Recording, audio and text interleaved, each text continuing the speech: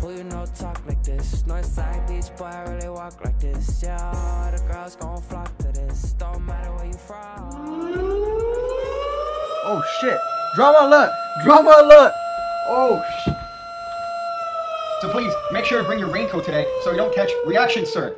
A new cancerous disease that makes you think that watching somebody else watch a video has some sort of entertainment value. Finally, dude. Someone's talking shit about me, dude. Yes. I was getting bored up in here, dude. Too many people, you know, just being nice to me and shit. Like, what is all of that about, man? Gotta have some drama in your life, homie. Alright, let's get into this one. So, Pigcake decided to talk shit. If you don't know who he is, this should give you an idea of pretty much what his videos are like. Hey guys, today will have to be a tutorial because you guys eat that shit up faster than a starving African kid eats a McNugget. So yeah, let's start the tutorial. Guys, I've been good, okay? I've stayed in my lane. I haven't started beef with anyone. You know what I'm saying? I've just been minding my own shit. In fact, I don't even mind when one of the reaction channel guys that started doing it once I started doing it literally copied my title format. You know, if you take a look, it literally, it's in the same, it's this magician with a capital N, and then lowercase, and then reacts in all caps, and then he literally copied it like word for word. I didn't mind, I didn't say anything then. You know, I think there's enough space for everyone on this platform to do whatever the hell they want. When you come out like that and you hit me out of nowhere, damn if I can't slip and come back in, you feel me? So, Pigcake, are you a cake made from pig? And in which case shouldn't be pork cake? Are you a pig named Cake? Like, I'm not really sure the dynamic here, because I'd be addressing you differently if I'm talking to a pig than if I'm talking to a cake. I don't know what's going on. The first thing I need to address, I'm kind of disappointed. You didn't give me any credit for starting this this whole thing. You know, I wanted a bit more, you know, a bit more shots taken at me. For starting it, you know? I kind of would have enjoyed that a little bit more. Because there wasn't anyone doing reaction videos to magic before I started doing them, okay? Let's just get this straight up. I mean, like, you had a few, like Chris Ramsey do, like, reacting to demonic magic, reacting to bad magic, but no one was actually doing, like, legit, like, you know, reacting to all the Fool Us performances, all that kind of stuff. So I kind of started a trend there, right? Give me credit where it's due. Whether you think it's cancer or not, hey, I'm disappointed in you. But you seem to mention that there's no entertainment value in reaction videos. And I don't know if you've watched any of my videos. I assume you haven't, because I clearly do a trick at the very beginning of every video I post every day. And then I discuss and analyze the act and the effect and whatever I watched after. So there's like an actual discussion going where I'm actually trying to educate people watching into like what goes into an act. So there's a lot more to my reaction videos than meets the eye, but you know, you might have missed that. It's okay. Now, let me remind you that what some people find entertaining, others do not. And I assume you've experienced that with your humor and your content. Some people don't like it. You know, I don't think I need to give you a lecture in consumer behavior, but don't get me wrong, if I need to, I will, for you to learn that. So, you know, just think of that, you know. Some people enjoy different things, you know. Just because you might not like something doesn't mean that it's not good, you know. If the market likes it, the market likes it. Now, let me just prove the point that there is entertainment value to reacting to things. There's a show out there, let me think. It's all about two magicians reacting to magic. Let me just think, oh, what was that? Oh, Penn and Teller Fool Us, that's right.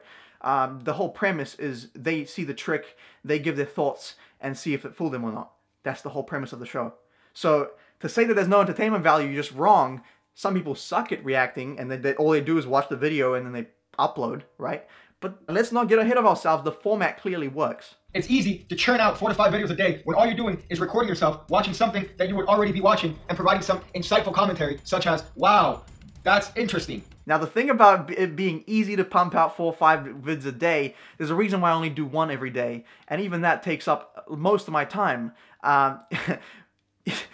Doing a trick every day at the very beginning of every video is harder than you think. I'm like 80 videos deep now. Like, it's getting harder and harder to do new shit. But the thing is, you do tutorials. You do tutorials. I mean, that doesn't even, like, what is... That's like a bit of editing. My one tutorial that I did on my channel, and I did it because I felt like people should practice performing and seeing what it's like, because my channel is actually not for non-magicians, believe it or not. That's why I don't reveal anything. The one tutorial I did was my easiest video, because all I did was teach the trick, cut it up, and put it up. Like it didn't take, like I didn't have to do multiple takes. I didn't have to edit the video in. I didn't have to play with the audio level so you can hear my voice all over the top of the video that I was making. There was none of that. Like you know, and people, you know, liked it because it's a tutorial. So if we're talking about like effort in videos, I know your content's all about humor. So that's what you play off, and I actually like your videos. Not to mention, you don't really own the content that you're teaching, you know? It's someone else's stuff that you're teaching. Hell, I could just open up a book and say, okay, what am I going to teach these scrubs today? Oh, that's the strike second deal. All right, let's do a tutorial on that. You know what I mean? From my experience, tutorials are not that hard to make, but I do enjoy your content, don't get me wrong. You know, you just have a different play off it. But don't try to get into like, oh, your content's easy to make and mine isn't. I mean, you're not Chris Ramsey here. We're not like cinematography experts that take 3 days to make a shot. Like, let's be honest. Let's just not fool ourselves. So you see, taking advantage of the already broken YouTube algorithm for that sweet, sweet YouTube revenue is not really doing anyone any favors. Now about the ad revenue thing, my friend, well, I haven't made a single dollar from ad revenue. And, you know, partly you could say, because, oh, well, everything gets copyright striked, because obviously, you know, it's not your own content. And that's fair. But even things that are original, I never put ads on. And that's just because I think, you know, growing my audience is much more important. And yeah, I am focusing on more original content as I go. But, like, I haven't made money. It's not like I'm benefiting from, you know, using other people's content and making cancer content. I'm doing it because people are loving it. And people are, like, actually, you know, responding and engaging with me over these topics. So just know I haven't made any money from ad revenue. Now my favorite part of this whole thing is in the thumbnail you have, is magic dead? I don't know if that's referring to the reaction channel part of it, or to the fact that, you know, all the other news that you were talking about, I don't really watch past that. But you're the one that's doing tutorials. I mean, if anything, right, like if you're gonna make an argument about magic being dead, right? It's the guy that's revealing the shit. Now, don't get me wrong. I don't have a problem with people doing tutorials on YouTube, as long as the audience is magician-based. Like, I understand it's a new era. You know, I just feel like if there was a cost to entry, people would be much, you know, like outsiders would have much. You know, there'd be a barrier, so you wouldn't have people coming in, learning the secrets, and then going out and just talking shit about all the performers that, you know, like I saw people talking shit about Eric Jones on AGT. And they're like, oh, the switch was so easy. That was a shit act. And it's like, you realize how hard that is to pull off? Do you realize how much the guy practiced? Do you realize the performance aspect, the body language, the way you engage with your audience? Do you realize how much goes into that, right? And so, in a way, what I'm aiming to do is fix the problems that you're causing. I mean, so I don't know who the bad guy is here, but no, okay. I don't think there's any problems happening. I'm just saying, I think people need to be educated into like the actual skill aspect of magic, because it's just so easy to find the answers nowadays. There's so much information out there.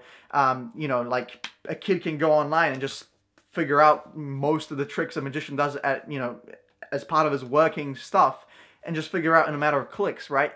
And so you have to really distinguish that now and say, look, this is an art form, and even if you know how it's done, you still have to respect the art form. And that's what I'm doing, right? Like a lot of the things, I know how they're done, but I'm still, you know, engaging with, I'm saying, oh, look at that, the way he you know, he moved across there. Look at the way he was acting there. Look at the way he was engaging with a spectator. Look at the way he handled that heckler. Look at the way, right? So I'm addressing all these aspects of performing, of magic, of all the things that actually people don't really realize are there. They just see the method and say, oh, it sucks because I know how it's done, right? And so that was kind of my goal. And I mean, say what you will about reaction channels, but the art forms that do really well seem to get the highest views on the reaction channels. Look at hip hop, for example, right? It's booming right now. People are going hard on the hip hop. Even people that weren't into hip hop 10 years ago now like hip hop. It's so mainstream, right? There's reaction channels that do exclusively hip hop reactions that have like 1 million subscribers, right? And that's kind of where I got my idea from, actually. So to say that magic is dead because 3 people made reaction channels, who gives a shit, man? Like, the thing is, if there's interest, that's even better for the art. So I don't know where you were going with that, but you know, I guess you just have to take some shots. and I ain't gonna go down lightly. I know this is David and Goliath right now. You know, you got double my subscribers. I'm, you know, just a measly little YouTuber that does reaction videos, but I ain't going down without a fight, homie. So bring it. Let's go. Come to New Zealand. 1v1 me. Fair and square. Right here, right now, after school at my house. That doesn't work because it is after school and it is at my house, but that's not the point.